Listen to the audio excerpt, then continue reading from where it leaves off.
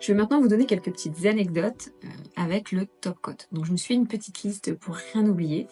Heu, c'est des problèmes que j'ai pu rencontrer et alors ou moi ou des échanges que j'ai eus avec des personnes qui ont eu ces problèmes. L'idée c'est que vous vous sentiez pas seul parce que forcément vous allez avoir des soucis. L'idée c'est de vous donner les problèmes, la cause et surtout, comment les éviter ou en tout cas quoi faire si jamais ça vous arrive.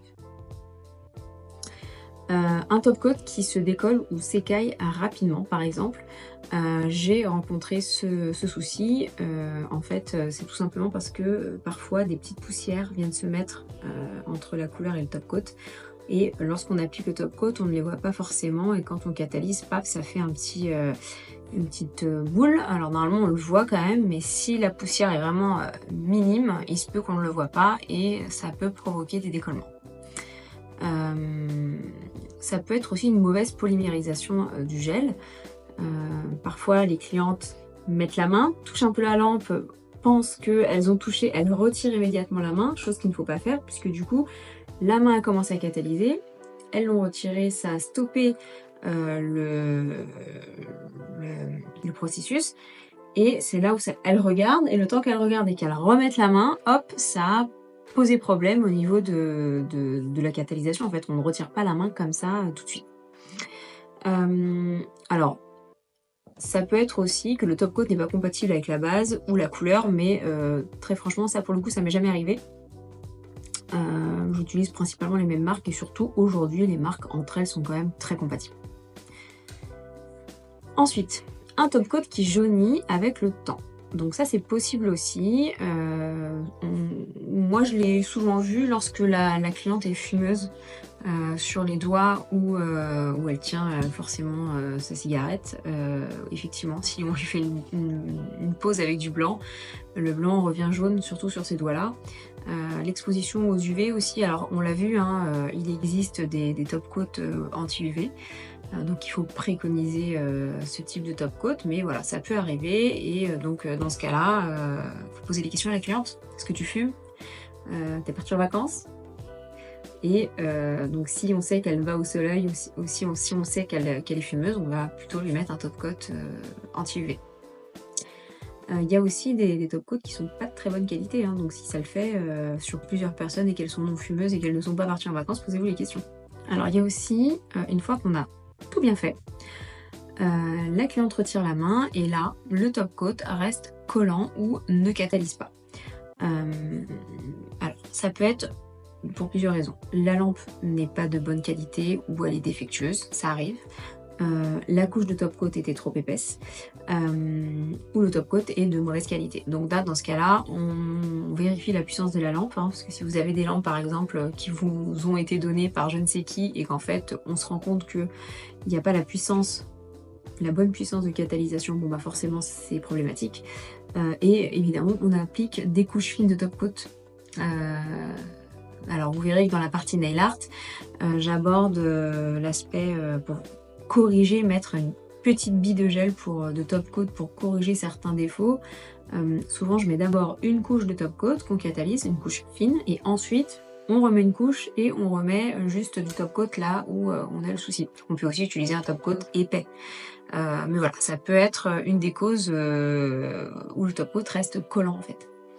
Et bien sûr, il faut respecter le temps de catalysation. Si la cliente a retiré la main avant que ça ait terminé et que vous ne vous en êtes pas rendu compte, le doigt est collant, c'est possible. Ça peut être aussi un top coat qui se rétracte au niveau du bord-livre. Alors moi, j'ai jamais eu ce souci, je l'ai plus vu au niveau de mes bases, mais au niveau du top coat, j'ai jamais eu ce cas-là. Mais en tout cas, si ça vous arrive, les causes peuvent être un ongle qui est mal préparé, il est gras, donc forcément quand on met le top coat ça peut se rétracter, on a débordé au niveau de la peau avec le top coat et ça peut être aussi un produit qui est trop fluide.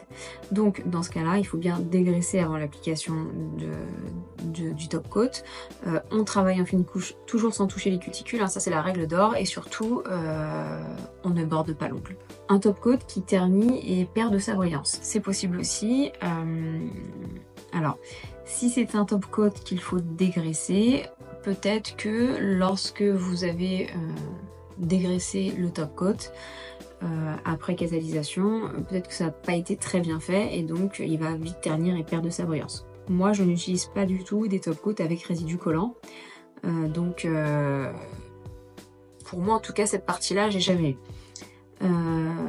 Ça peut être aussi une cliente qui utilise des nettoyants inadaptés où il y a de l'acétone dedans. Il m'est arrivé de vouloir dégraisser, alors j'explique un petit peu tout. J'avais fait un baby boomer à ma cliente et lorsque j'ai fait le baby boomer, je le fais au airbrush. Et donc quand on le fait au airbrush, au niveau du doigt, parfois, même si je protège, on a un petit peu de blanc qui vient se mettre ici. Très léger, mais il y en a. Et donc pour ne pas la laisser repartir avec du blanc sur les doigts, j'ai pris un petit pad, hop, un peu de dégraissant et je l'ai passé au niveau du doigt et également un peu sur l'ongle à ce niveau-là. Ça a retiré le brillant de l'ongle et effectivement sur les doigts où vous n'étiez pas passé, ils étaient bien brillants et sur les doigts où j'avais passé mon cleaner, eh bien ça avait retiré un peu de brillance. Pourquoi? Parce que dans nos dégraissants, il y a de l'acétone. Ça peut être aussi la prothèse ongulaire qui lime l'ongle après la pose et qui fait une rayure sur l'ongle avec ses limes à ongles. Bon, après ça, on s'en rend compte normalement. Donc les solutions, c'est si c'est un top coat avec résidu collant, d'utiliser un cleaner adapté. Il y en a plein des cleaners, hein. Il y en a qui sont plus brillants, qui laissent en tout cas une couche plus brillante que d'autres. Encore une fois, plus on va sur des choses bas de gamme, plus le résultat sera pas terrible.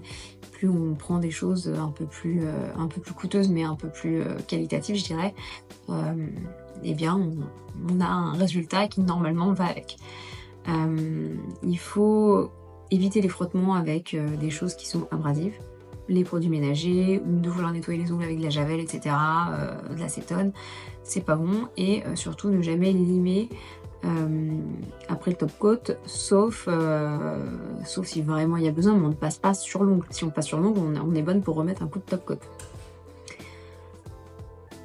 Est-ce qu'il y avait autre chose? Oui, lorsqu'on applique du chrome, des fois on a des surprises avec le chrome.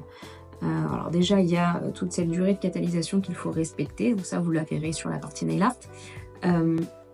Mais en plus de ça, à la fin, donc, on met du top coat pour appliquer sa poudre chrome et après le chrome, on remet une couche de top coat pour tout sceller et tout bien protéger.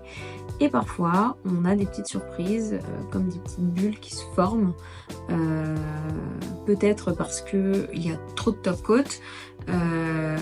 Encore une fois, toujours les appliquer en couche fine, sinon ça peut faire des... Le résultat peut ne pas être celui le résultat désiré. Voilà pour les petites anecdotes.